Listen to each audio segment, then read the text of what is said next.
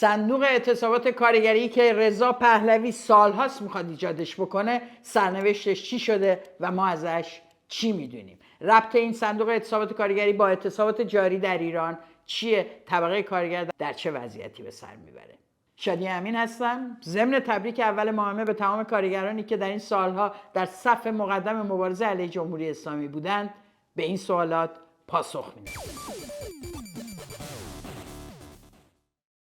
اجازه بدین از این شروع بکنم که وضعیت طبقه کارگر امروز چگونه است. طبقه کارگر ایران فقط در 12 ماه گذشته، در طی سال گذشته، بیش از 2000 کشته به خاطر سانحه در محل کار داشته. بیش از 2 میلیون کارگر و خانواده هاشون در زیر خط فقر زندگی میکنند. البته اینجا من صحبتم سر 68% مردم جامعه ایران نیست، دارم فقط در طبقه کارگر صحبت میکنم. بسیاری از اعتصاباتی که شکل گرفته فقط طی 4 ماه گذشته بیش از 44 اعتصاب در 26 شهر ایران ثبت شده. بسیاری از اعتصابات تو کارگاه‌های کوچکتر شاید حتی رسانه‌ای هم نشده. مهمترین خواسته‌های این اعتصابات علاوه بر افزایش حقوق، موضوع تأمین بیمه بوده، موضوع قراردادهای کاریشون بوده که عمدتاً قراردادهای موقت هست و بسیاری موضوعات دیگر، بازنشستگی و.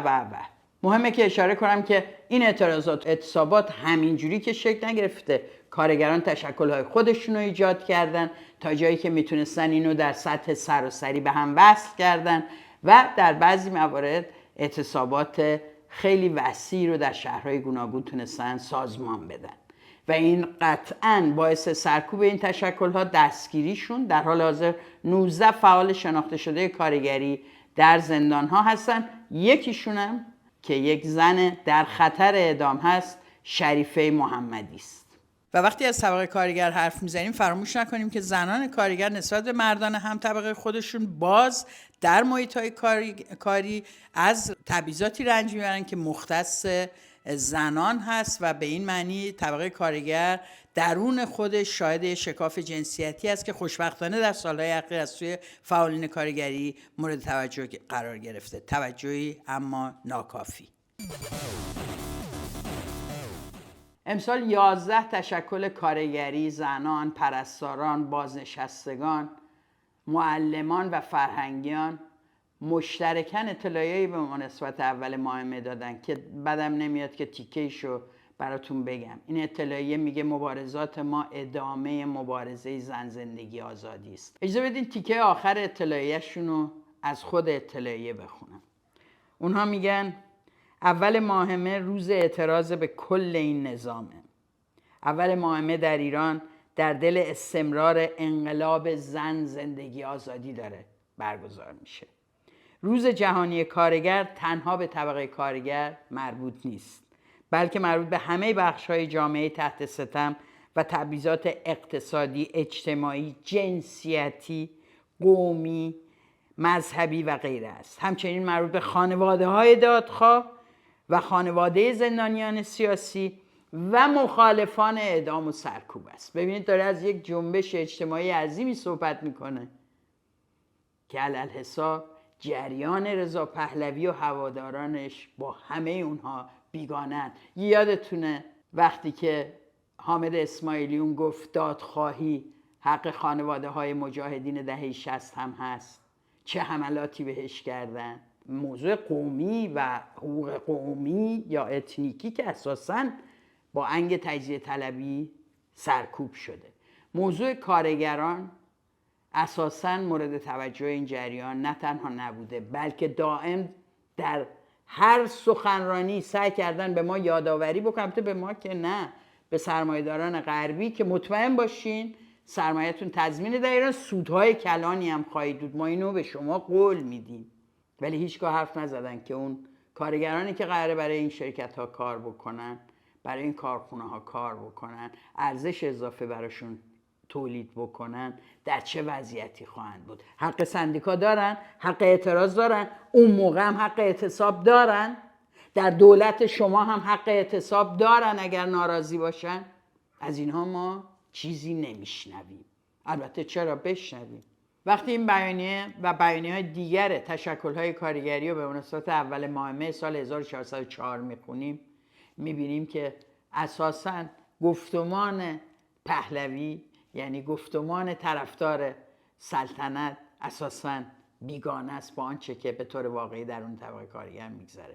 اونها صحبت از جنبش زن زندگی آزادی میکنن که در بطن این جنبش و در بطن جنبش کارگری نفوذ داره و حضور داره. همون شعاری که رضا پهلوی در توییت خودش عوضش کرد، یه مرد میهن آبادی هم چسبون بهش. گشتم گفتم شاید شاهزادهشون به مناسبت اول ماه مه 2 خطی تبریک گفته باشه به طبقه کارگر ایران. بالاخره اینا هم از این عوام فریبی ها میکنن دیگه. ولی دیدم نه، امسال که نگفته. یعنی یادش رفته بود درگیر اون طرح شکوفایی ایران بودن و نفتی و برو و بیا و بالاخره دخترش هم میخواست قرار بود سخنرانی کنه راجع به بهداشت و درمان در ایران و قول بدن که همه این چیزا رو رفع میکنن. هم البته به زبان انگلیسی ها، چون مخاطبشون که مردم ایران نیستن. البته چون دخترش هم انگلیسی فارسی بلد نیست، مجبور شدن همه سخنرانی ها رو انگلیسی بکنن که ایشون ناتوانیش در زبان فارسی. البته خیلی میهن پرست هستن، زبان فارسی رو هم پاس میدارن به گفته آقای حمید وحید بهمنشون. ولی خب بچهاش نورزهرا و فاطمه ایمان و اون یکی چی بود؟ یادم میره اسمای اینا رو. به هر شکل در اون کنفرانس نفتی که راجع به شکوفای ایران صحبت میکردند هم حرفی از طبقه کارگر نیست. یک توییت ناقابلم نزدن ایشون برای تبریک روز مبارزاتی کارگران. یعنی انقدر اینا وقیحانه سمت و سوی خودشونو به سوی سرمایه، به سوی دولت‌های خارجی مثل آمریکا و اسرائیل اونقدر صریح دارن نشون میدن که این نوع عوام فریبی هم براشون زیادیه. برای اینکه کیا رو پررو میکنه؟ اونایی که در واقع این چند وقته اومدن و راجع به سیاست کریه من و تو، وقتی مجری بی سوادش گفت، خواستم بگم که چون حسد بنیان بنیان سوسیالیسمه. حسد، حسادت بنیان سوسیالیسم. حسادت بنیان سوسیالیسم. حسادت بنیان سوسیالیسم. در واقع این طبقه کارگره اعتصاب و اعتراضش همینه ها. خود به خود سوسیالیستیه. میگه چرا اون یکی داره چرا من ندارم؟ چرا بچه اون میتونه سال به سال سفرهای خوب داشته باشه، تو بهترین مدارس درس بخونه، تو بهترین دانشگاه ها بعدم بره و درس بخونه؟ بچه من باهوشه ولی حتی کیف مدرسه و کتاب مدرسه نداره. خانم قاضی مراد، خیلی عذر میخوام، همه اینا خود به خود سوسیالیست میشن یا به قول شما حسود میشن. اصلا گفتنش هم برای من شرم‌آور این واژه، انقدر که سطحی و نشانه حماقت و سطحی بودن و بیسوادی یک عده است، یک مجموعه. پس طبقه کارگر به دلیل شرایط زیستش اولا از امکانات اتحاد و تشکل پذیری برخورداره و در طرف دیگه به دلیل اینکه هیچ چیزی نداره که بهش وصل باشه و به قول مارکس میگه طبقه کارگر چیزی برای از دست دادن جز زنجیرهای دستش نداره، برای همین آماده است برای مبارزه. و اتفاقاً به دلیل همون حسادت هیچ سر آشتی با نظامی که از جان و شیره جون اون میخوره آشتی نداره. یعنی حسودیش تا ته میره. سوسیالیسم از اونجا میاد تو ایدش، تو ذهنش، تو زندگی واقعیش. کسی بهش نگفته، کتابی هم نخونده. گفتم که برمیگردم به این که بگم که ربط اعتصابات کارگری با صندوق اعتصابات در خارج چیه. برخی از کارگران در ایران تا 30 ماه حقوق پرداخت نشده و معوقه دارن. 30 ماه. 30 ماه طرف میره سر کار حقوق نمیگیره، اما امید داره یک بتونه حقوقشو بگیره با اعتراض و نامه‌نگاری و غیره، اما شغلشو از دست نده. یعنی ناامنی شغلی آنقدر بالاست و درصد بیکاران آنقدر بالاست که طرف ترجیح میده به جای خونه نشستن عملاً بیگاری ازش کشیده بشه، اما بدون اون شغل رو میتونه داشته باشه. در چنین شرایطی در خارج از کشور هواداران رضا پهلوی دارن راجع به اوضاع ایران حرف میزنن. ببینید چی میگه. به اعتصابات سراسری داریم. بعضیا میگن آقا خیلی سخته، نمیشه، شیر و خشک بچه من 3 میلیونه، اون یکی میگه چه می‌دونم اجاره من 10 میلیونه. همه ما این واقعیت ها رو میدونیم، ولی شما میتونی یه قطعه جنسی که میتونی قابل فروش بفروش. یه فرش کوچیک، لازم نیست فرش اصلی یا زیر پاتو بفروشی، یه فرش کوچیک، یه تیکه طلا جواهر، یه تیکه چه می‌دونم 2 تا علنگو، یه دونه سکه طلا، یه دونه یا یه وسیله‌ای که قابل نیاز 100% نیست میتونی بفروش و برای 30 تا 40 یا 60 روز خودت رو نگه دار، خانواده‌ت رو نگه دار، اداره کن با اون پول. این پول 1000 برابرش به شما خواهد رسید.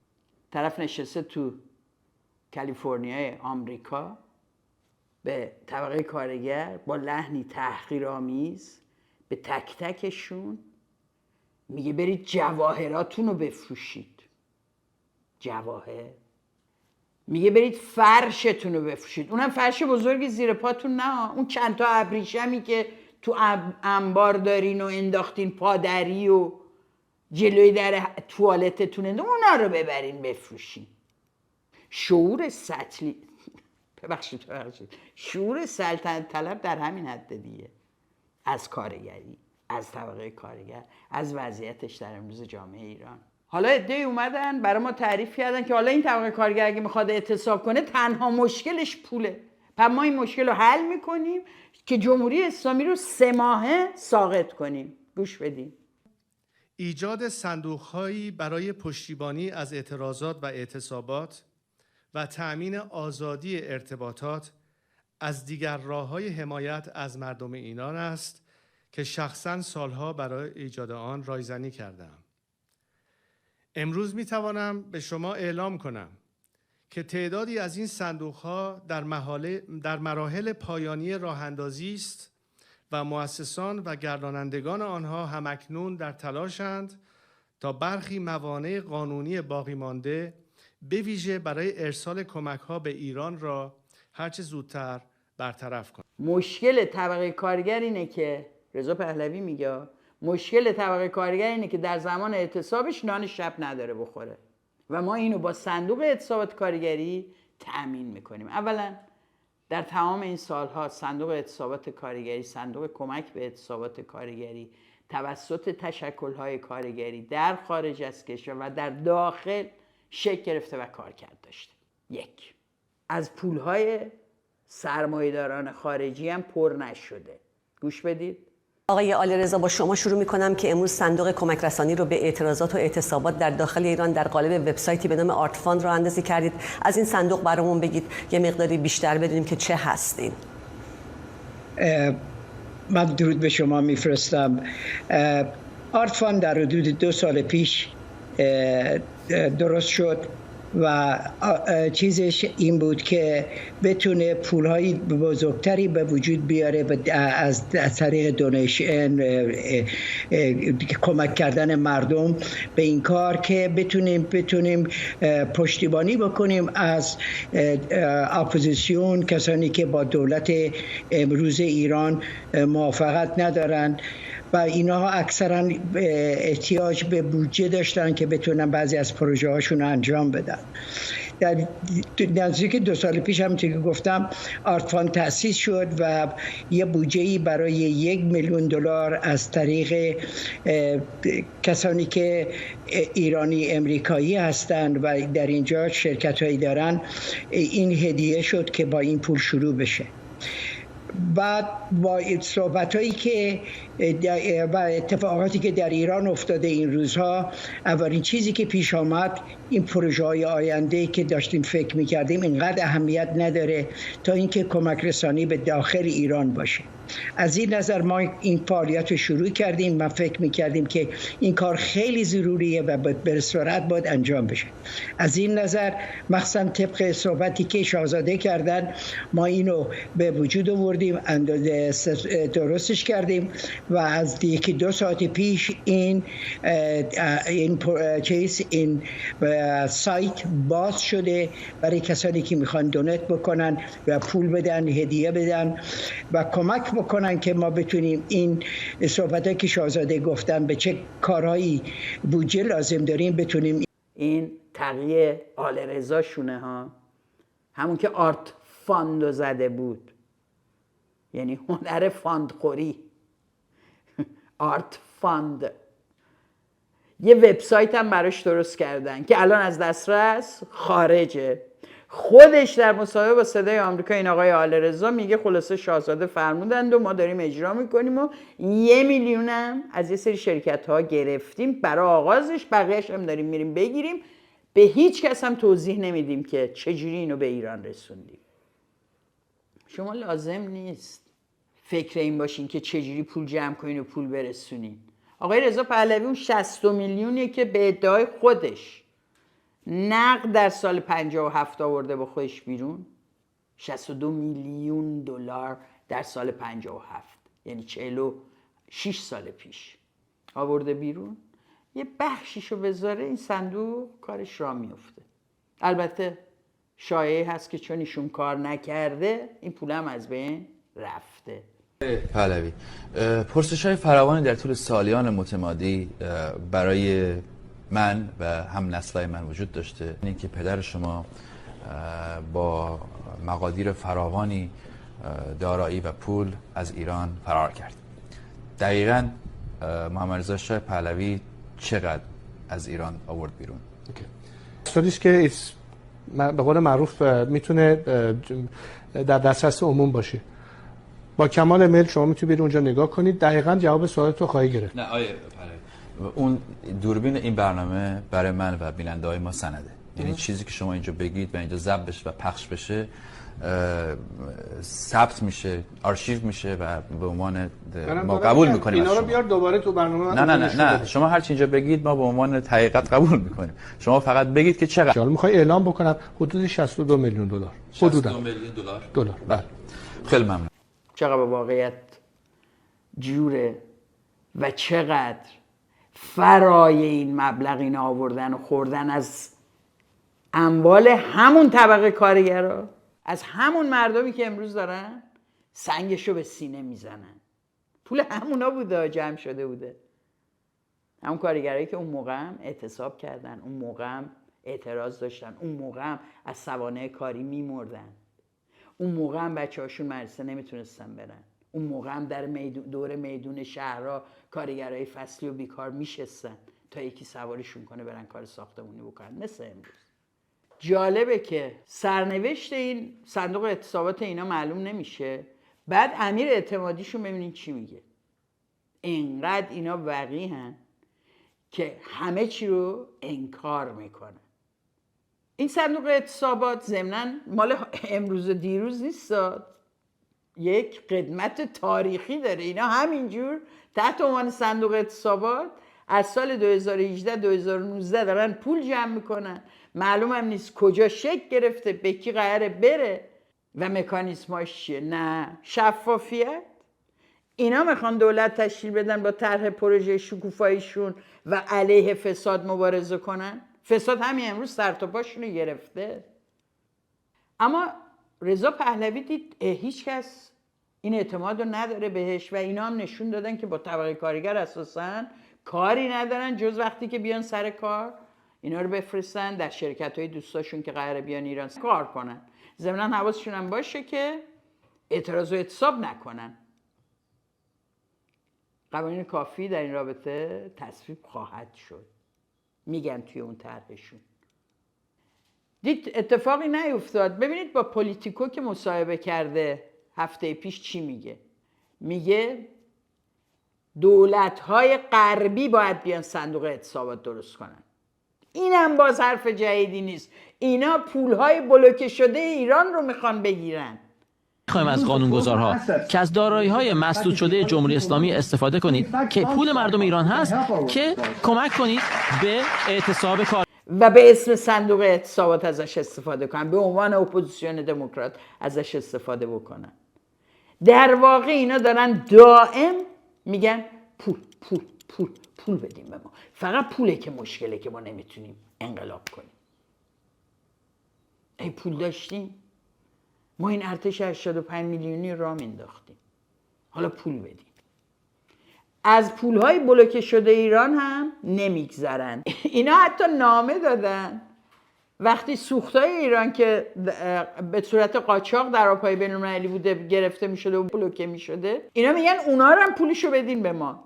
یعنی اینا دائم دنبال اینن که یه پولی به ما بدهید و البته میگن برای مبارزه نیاز به پول هست.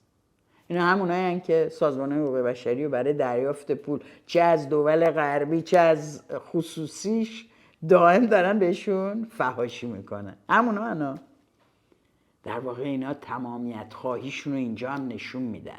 سهم طبقه کارگر رو میخوان، سهم فعال حقوق بشر رو میخوان، سهم خانواده های دادخواه در ایران میخوان، همه چی رو میخوان. ایشون در مصاحبهش با BBC میگه این شاهزاده رضا پهلوی صدای اون کارگره. اگر شما در لندن، اگر همکاران شما در لندن، اگر آقای مصطفی در امریکا از این موضوع ناراحت هستش به خاطر اینکه شماها مشکل دارین با اون کارگری که در احوال. خیلی خوب. شما میخواید صدای اون کارگر شنیده نشه. آقای مصطفی اجازه بدید آخرین پس کجا قراره بره؟ اول میاد تو جیب شما، از صافی جیب شما رد میشه میره جای اگر برود. 7-8 سال شما دارین حرف اینو میزنین. اصلا فرض کنیم شما صادق، شفاف و حقیقتگو. خب بیاین توضیح بدین آیا این کار شده یا نه؟ یک، اگه نشده چرا؟ اگه نتونستین تو 8 سال گذشته یک صندوق اعتصابات کارگری بزنین اینجا و پول توش جمع کنین و اینو شفاف راجبش گزارش بدین، پس دیگه بهتره که راجب شکوفایی و شفافیت و آینده ایران حرف نزنین. خیلی ساده است. 8 سال در خارج از تمام این متخصصان مورد نظرتون رو که ادعا میکنین هستن و زیادن و کشورداری میکنن دور و برتون بودن دیگه. خب بیایید بگید چی شد؟ چرا نشد؟ چرا صندوق اعتصابات کارگریتون شکل نگرفت؟ چرا آرت فاندتون گم شد از صحنه گیتی؟ چرا اون وبسایت از بین رفت؟ چرا؟ اصلا شما صادق. اصلا شما اگه 10 میلیون هم جمع میکردین 20 میلیون میفرستادین ایران. کو؟ سوال مهمیه نه؟ تجربه ما با پهلوی ها چیزی جز این نمیگه. صندوق اعتصابات کارگری که رضا پهلوی ازش حرف میزنه صندوقی است در خدمت ایجاد استبدادی دیگر. اگر شکل بگیره تنها در خدمت فعالیت سیاسی پهلوی هاست و طرفداران پهلوی. چرا گفتم پهلوی ها؟ آخه نورشون هم تازگی ها قاطی بازی شده. یعنی یاسمین بود، خودش بود، ولی الان نورشون هم اومد و گفت من سالها در بهداشت آمریکا کار کردم و میگم که بیمه مسئله خیلی مهمیه برای مردم ایران.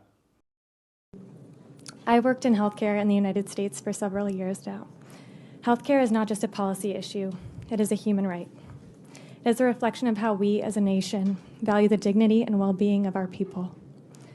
And in a future Iran, one built on freedom, justice, and opportunity, we must ensure that every Iranian, regardless of income or background, has access to high-quality, affordable. عزیزم اونجایی که شما داری زندگی میکنی علل حساب بیمه و بهداشت برای همه نیست.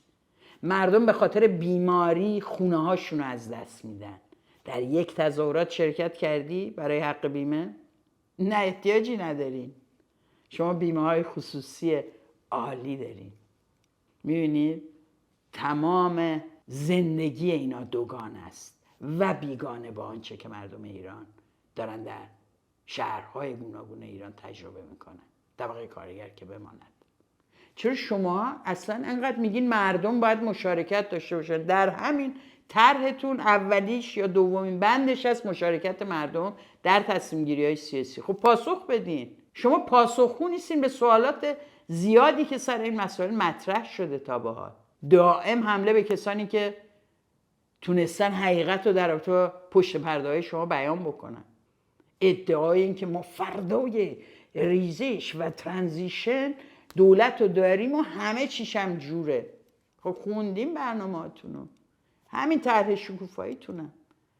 اولین حرفتون اینه که در مناطق مرزی بلا فاصله باید کنترل فلان بکنیم. خلاص تمام کارتون اینه که نهادها حفظ بشه. تأکید میکنید، میگید قضات و اینا بمونن سر کار تا اطلاع ثانوی، همه چی بمونه. تازه آقای رضا پهلوی که میگه 2.5 سال میتونه این دولت موقت طول بکشه، میتونه بیشتر هم باشه.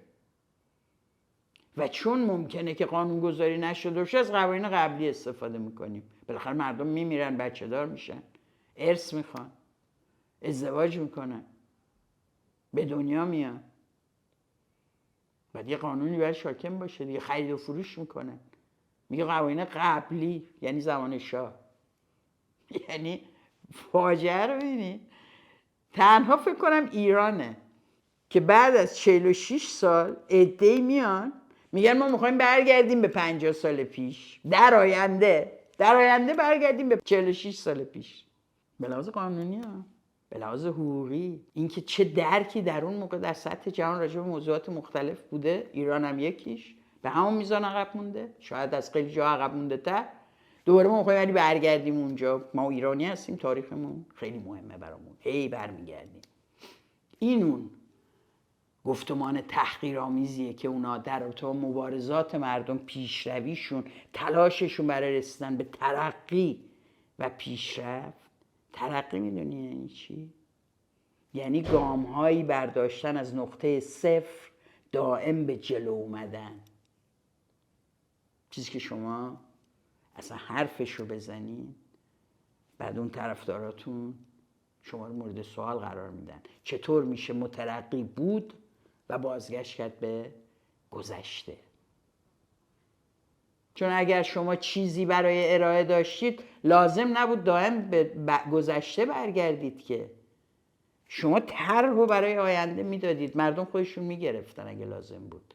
اما شما مجبورید سوار شید روی عکس‌های یک دربار مجلل و خانواده سلطنتی مفتخور و به مردم قول بدین که همتون شکل اینا میشین اگه بذارین ما بیاییم. جامعه رسیده به اینجا. ببینید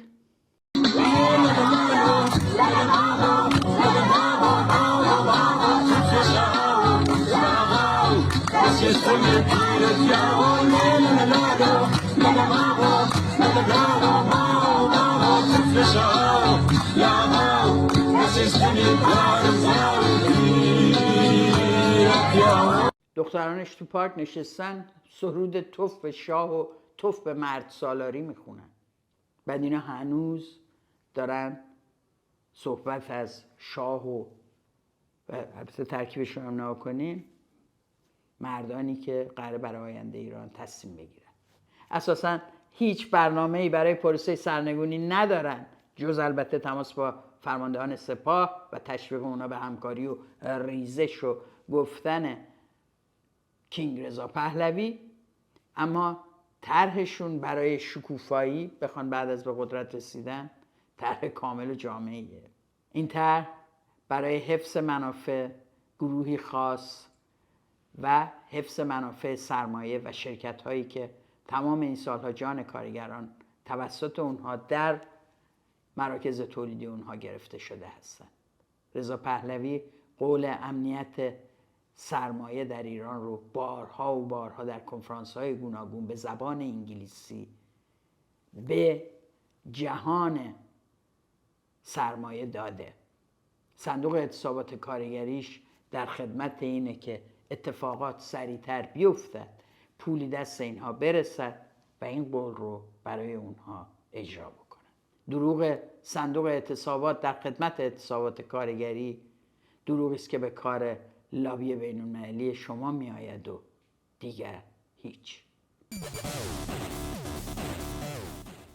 اگه برگردیم به مصاحبه‌ای که من تو دوران جنبش زن زندگی آزادی داشتم در رسانه‌ها، بارها عنوان کردم که چنانچه این مبارزات خیابانی با اعتصابات کارگری و اقشار مختلف مردم که کارکن هستند پیوند نخوره، چرخه صنعت و اقتصاد کشور نخوابه، دولت در واقع به لحاظ اقتصادی هم سقوط نکنه، امکان سرنگونی فراهم نمیشه. پس همه ما میدونیم که اعتصاب یکی از موضوعات بسیار مهم نیست که اگر طبقه کارگر آماده حضور در یک مبارزه نباشه یا نخواد با تمام قدرت بیاد و با اعتصاب و اعتراضات به اشکال گوناگون در مقابل دولت خودی بایسته، یعنی جمهوری اسلامی، یعنی سیستمی که تمام اون حقوقش رو نقض کرده، خب اگه آمادگی نداشته باشه، چه موقع میگیم طبقه کارگر آمادگی نداره؟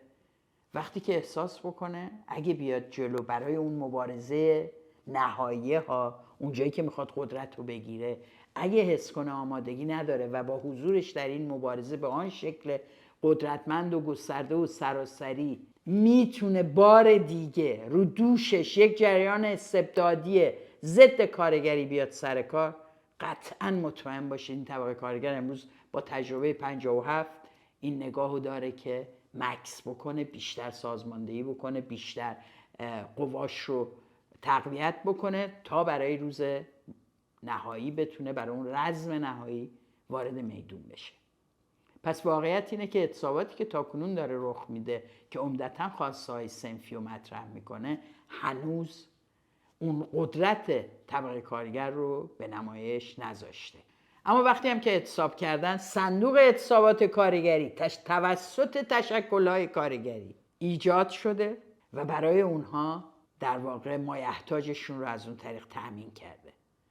صندوق‌های کارگری دست آقای رضا پهلوی قرار نیست باشه. صندوق‌های کارگری رو تشکل‌های کارگری هستن که برش نظارت و کنترل دارن. اونها هستن که تو محیط میفهمن چه پولی رو به کدوم خانواده چگونه باید بدن، به کی برنج و قند برسونن، به کی دارو و شیر خشک برسونن.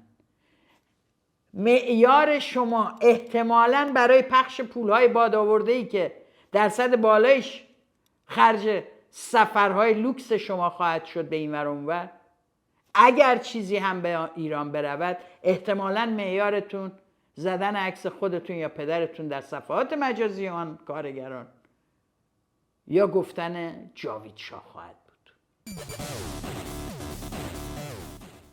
ممنون از اینکه ولتاژ رو دیدین. اگه دوست داشتین با دوستانتون به اشتراک بذارین و فراموش نکنین ولتاژ رو دوست داشته باشین.